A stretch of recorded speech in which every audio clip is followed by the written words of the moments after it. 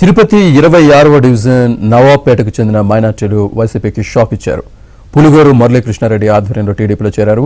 Tirupati parliament అధ్యక్షులు Narasimha Yadav, Tirupati Janasena MLA అభ్యర్థి ఆరణి శ్రీనివాసులు 150 మందికి టీడీపీ కండువాలు కప్పి పార్టీలోకి ఆహ్వానించారు. ఈ సందర్భంగా అన్ని వర్గాలకు చెందిన వాళ్లు టీడీపీ, జనసేన, బీజేపీ పార్టీలను ఆదరిస్తున్నాయని ఆరణి శ్రీనివాసులు తెలిపారు. మైనార్టీలను సీఎం జగన్ రెడ్డి నమ్మించి మోసం చేశారని మండిపడ్డారు. మైనార్టీలందరూ కూటమి వైపే ఉన్నారని చెప్పారు. కూటమి అభ్యర్థి గెలుపునకు తాము కృషి చేస్తామని టీడీపీలో చేరిన మైనార్టీలు చెప్పారు.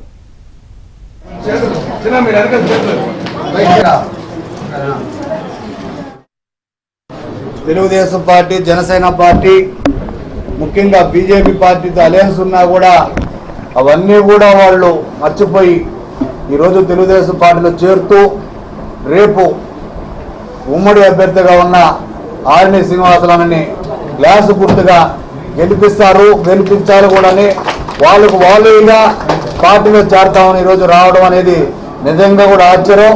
ఇప్పుడు ముస్లిం మొత్తం చేరుతా ఉండేదంతా ముస్లిం సోదరులే, ముస్లిం మహిళలే. వీళ్ళు చేరుతా ఉన్నారంటేనే మనం ఆరణి శ్రీనివాసులన్న గ్లాసు గుర్తు దాదాపు గెలిచిపోయినట్టుగా మనం భావించాల్సి వస్తుంది. ఏరంటే 26వ వార్డులో తడుగట్టిన వైసీపీకి సంబంధించిన వాళ్ళు ఉన్నారు. అట్టాడిది రేపు మాకు ఇంకా కూడా కొంతమంది పార్టీలో చేరేదానికి ఉన్నారు రెడీగా.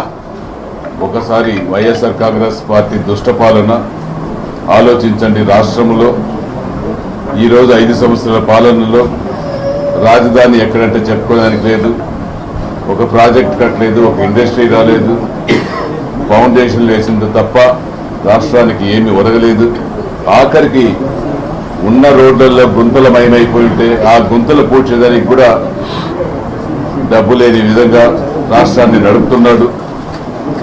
సంక్షేమాలతో పక్కదోవ పట్టించి తన సొంత నాయకుల్ని కొంతమందిని అభివృద్ధి పరిచారే తప్ప వేరే ఏమీ చేయలేదు.